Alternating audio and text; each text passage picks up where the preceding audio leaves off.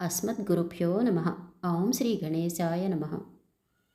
శంకరుడు ఇంకా పార్వతీదేవితో ఇలా చెప్తున్నారు. ఓ పార్వతి, వినుము. ఈ మాఘమాసమున స్నానమాచరించిన మహిమ వలన పూర్వకాలమునందొక బ్రాహ్మణ వనిత తన పాపములు పోగొట్టుకుని తన భర్తతో కూడి శ్రీ మహావిష్ణువు సాయుధ్యాన్ని పొందెను అని శంకరుడు చెప్పగా, పార్వతీదేవి, నాథ, ఆ బ్రాహ్మణ పుత్రిక ఎవరు? ఆమె చేసిన పాపకర్మమేమిటి? అది మాఘస్నానం వలన ఎట్లా నివర్తితమయ్యింది? ఈ విషయాలన్నీ నాకు సవిస్తరంగా వివరించండి అని భర్తను ఉద్దేశించి పలకగా, పరమేశ్వరుడు పార్వతీదేవికి ఈ విధంగా చెప్పడం ప్రారంభించారు. పూర్వకాలమున సౌరాష్ట్ర దేశమునందు బృందారకము అనొక గ్రామమున సుదేవుడు అని ఒక విప్రుడు కలడు. అతడు సదాచారవంతుడు, సజ్జనులను పోషించువాడును, వేదము దాని అర్థము తత్వసహితంగా తెలిసినవాడును, వేదాంత పంచకమును బాగుగా చదివినవాడును అయి ఉన్నాడు. ఆ బ్రాహ్మణునకు వేదాంగములు తెలిసిన శిష్యగణము చాలామంది ఉన్నారు.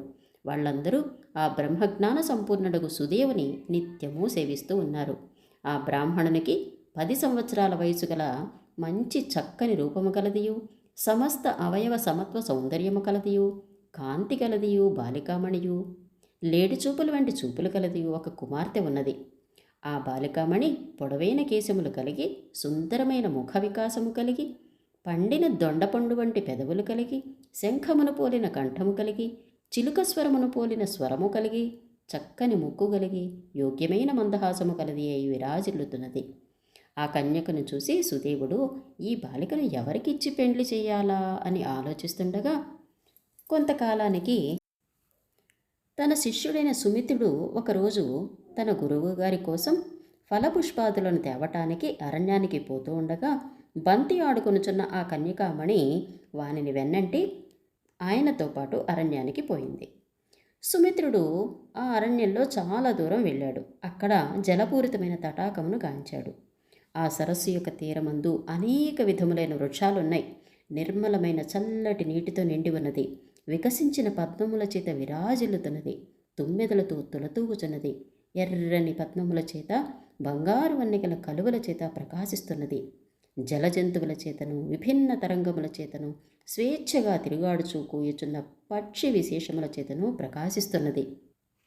అలాంటి వనమును చూచి అక్కడ తటాకములో ఉన్న నీటిని తాగి, ఆ తీరమున గల ఫలములను భుజించి ఏకాంత స్థలమందు సుఖాసీనయే ఉన్నప్పుడు ఈ బ్రాహ్మణ పుత్రిక చెలించినదే, మన్మథ వికారావేశయే, తొందరపాటు మనస్సు కలదే, ఆ సుమిత్రుడను శిష్యునితో రతిక్రీడలను సలుప నిశ్చయించినదే వానిని ఉద్దేశించి, ఓ శుభకర, ఈ దివ్యమైన జనశూన్యమైన ప్రకృతి విరాజమానమైన ఈ వనమందు నీతో కూడా సంభోగింపన మనస్సు వాంఛను కలిగి ఉన్నది. మన్మథాగ్ని నన్ను దహించి వేస్తున్నది. నీవు నాతో సురతక్రీడలు తేలి ఆ అగ్నిని చల్లార్చు. ఇరువురు మనంబులకు రమ్యమైనదియు సుఖవంతమైన ఈ ప్రదేశమును ఆలస్యము చేయక నా వద్దకు వచ్చి నా మృదువైన శరీరాన్ని ప్రేమతో మన్మథావిష్ణుడవైన నన్ను ఆలింగనము చేసుకో అని పలికిన బ్రాహ్మణ వనితను సుమిత్రుడు చూచి, ఓ బాలిక, ఇట్టి అపవిత్రమైన వాక్కులను నీవు పలకరాదు. నీవు నా గురువుగారి కుమార్తెవు, పుణ్యవతివి, నాకు సోదరివవుతావు. మన్మథావేశవై ఈ రీతిగా సోదరుడునకు నన్ను రతిక్రీడకు రమ్మని అర్థిస్తున్నావు. ఈ సంభోగానికి నేను అంగీకరింపను. అట్లు గావిస్తే సూర్యచంద్రాలు ఉన్నంతకాలము ఈ కర్మఫలాన్ని అనుభవిస్తూ నరకమందుంటాము. కావున లేచి ఇంటికి పో. గురువుగారు నా మీద కోపం వహిస్తారు. ఆలస్యమైతే నీ తండ్రి నిన్ను కొడతారు. ఈ ఫలపుష్పాదులను తీసుకుని ఇంటికి త్వరగా పోదాము. రమ్ము అని, నా మాట విను అని చాలా విధాలు పలికాడు. ఆ కన్య సుమిత్రునిగాంచి, మోహన, కన్యక, రత్నము, బంగారము, విద్య, అమృతము తనంతట తానే స్వయముగా ఇంటికి వచ్చినప్పుడు వద్దని నిరాకరించువాడు మూఢుడు అని తెలుసుకో. నన్ను విడిచి నీవింటికెళ్తే నేను ఈ వనమందే ప్రాణత్యాగమును ఉనరిస్తాను.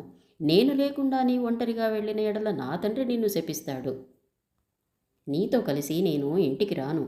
నీవు ఆ కర్మఫలాన్ని అనుభవించు అని పలికినంతటా విషమ పరిస్థితిలో పడి సుమిత్రుడు ఆ బ్రాహ్మణ వనితతో కూడి సురతక్రీడల తేలుటకై నిశ్చయించుకున్నాడు. ఓ పార్వతి, ఈ రీతిగా వారిద్దరూ ఆ ఒక సుందర ప్రదేశమందు పద్మములతోడను, పువ్వులతోడను, సువాసనలతోడను సంభోగమునకు అనుకూలముగు శయనము నేర్పరిచి సురత క్రీడలు తేలియాడుచున్నారు. వారలా గావించి పరస్పర మనోల్లాసమును పొంది బంతి ఆటలాడి పుష్పఫలాదులు సంగ్రహించి ఆ సుందరవనమును విడిచి గ్రామానికెళ్లారు. సుమిత్రుడు తెచ్చిన ఆ ఫలపుష్పాలను గురువుగారైన సుదేవునికి సమర్పించాడు. సుదేవుడు శిష్యుని సంతోషపరిచి కుమార్తెనుద్దేశించి, కన్యక, నీవు బంతి ఆటలాడి అరణ్యమును మిక్కిలి ఆయాసపడి ఉన్నావు.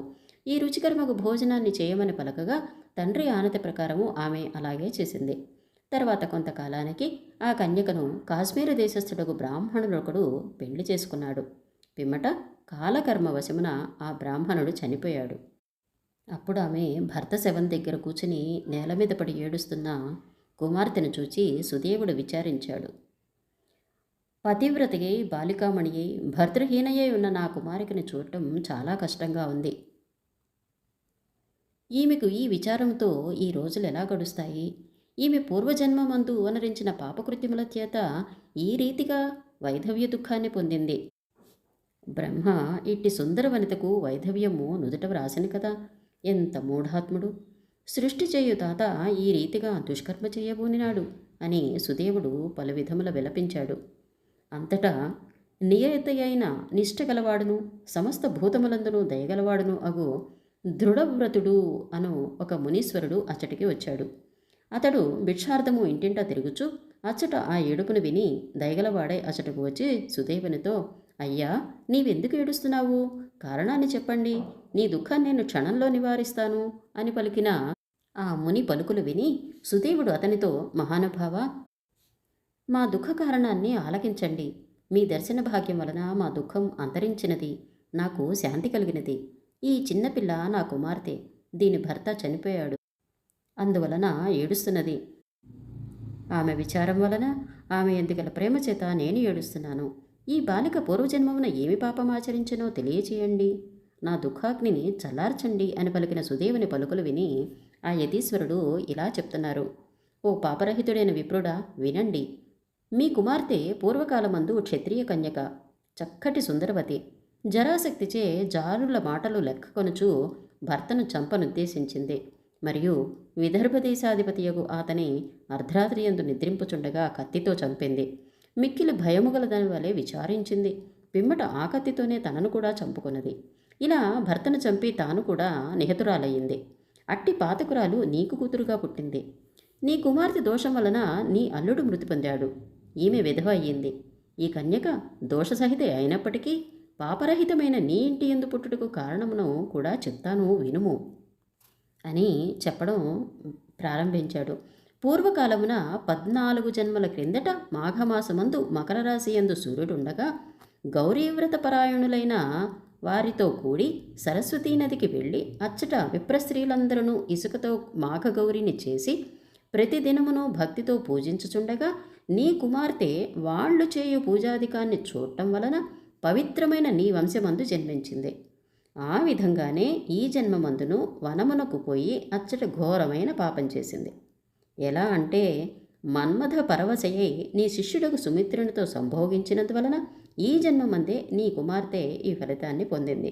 కాబట్టి పూర్వార్జిత పాపాన్ని ఈ జన్మమందలి పాపములు నీ కుమార్తెను ఈ రీతిగా బాధించున్నవి. వృధాగా ఏడవటం వలన ప్రయోజనం లేదు. మానవులకు తాము చేసిన పాపపుణ్యములు అనుభవించక తప్పదు గదా అని పలికిన యోగీశ్వరుని పలుకులు ఆలకించి సుదేవుడు తన 2 చెవులను చేతులతో మూసుకొనుచు, హరిహరి, ఎంతటి పాపపు పలుకులు వినవలసి వచ్చెను. నా కుమార్తె పూర్వజన్మమున పతిని చంపి తాను ఆత్మహత్య గావించుకున్నది. ఈ జన్మమున కన్యకగా ఉండగానే గురుపుత్రునితో తుల్యుడుగు నా శిష్యునితో సంగమించింది అని కొంతసేపు విచారించి యోగీశ్వరుడిని ఉద్దేశించి ఇలా అన్నారు. ఆర్య, నా కుమార్తె చేసిన పాపములు ఎట్లా నశిస్తాయి? నా అల్లుడు తిరిగి ఎట్లా జీవించగలడు? ఇందుకు గల విధానాన్ని నీవు నాకు సవిస్తరంగా తెలియచేయమని పలకగా దృఢవ్రతుడకు ఆ యతీశ్వరుడు సుదేవును చూచి, గురుదేవా, నీ కుమార్తె యొక్క సౌభాగ్యమును నీ అల్లుని జీవనమును కోరుచున్నావు కాన చెప్పెదను వినుము. మాఘమాసమందు సూర్యోదయ కాలమున చెరువునందు గాని నది ఎందు గాని నీ కుమార్తె చేత స్నానం చేయించు. మరియు ఆ తీరమందే ఇసుకతో గౌరీ ప్రతిమను చేసి సువాసనలతో కూడినవై ధూపదీప నైవేద్యములతో పూజించాలి. ఇట్లా మాఘమాసమున నెల రోజులు ఈ వ్రతమును నీ కుమార్తె చేత చేయిస్తే నీ కుమార్తె యొక్క పాపములన్నీ నశిస్తాయి. భర్త కూడా పునర్జీవుడవుతాడు. మాఘ శుద్ధ తదియ దినమందు 2 కొత్త చేటలను తెచ్చి దాని యందు చీర, రవిక, పసుపు, పండ్లు, తాంబూలము, దక్షిణలను ఉంచి ఒక ముత్తైదువు స్త్రీని కాటుక మొదలైన అలంకరణ ద్రవ్యములతో పూజించి ఈ 2 చేటలను అంటే మూసివాయనాన్ని ఆమెకు సమర్పించి 7 మారులు ప్రదక్షిణ నమస్కారములు గావించి సంతుష్టినిగా భోజనమిడిన ఎడల నీ కుమార్తె చేసిన సంసర్గ దోషము నివృత్తియగును, ఆ పాపము నశించును. కాబట్టి మాఘస్నానము వలన స్త్రీకి గాని పురుషునకు గాని స్వకృత పాప సంచయమంతా పటాపంచలవుతుంది. మకరమందు రవి ఉండగా మాఘమాసమున స్నానము చేసి హరిని ధ్యానించువారు శ్రీహరిని పొందుతారు. ఈ రీతిగా పలికిన యతీశ్వరుని మాటలు విని సుదేవుడు వెళ్ళిపోయాడు. పిమ్మట సుదేవుడు తన కుమార్తెను మాఘమాసమున స్నానము చేయించి మాఘ గౌరీవ్రతము ఆచరింపచేశాడు. కాబట్టి ఓ హైమవతి, ఆ పుణ్యము చేత ఆమె పాపములన్నీ నశించాయి. భర్త జీవించాడు. పిమ్మట స్నేహితులతోడను తండ్రితోడను అనేక సుఖములను అనుభవించి చివరిలో భర్తతో కూడి కైవల్యమునకెగింది. సుదేవుడును మాఘస్నానం ఆచరించి ముక్తిని పొందాడు అని సదాశివుడు పార్వతీదేవితో చెప్పారు. ఇంతటితో మాఘమాసంలో 2వ రోజు 2వ అధ్యాయం సంపూర్ణం.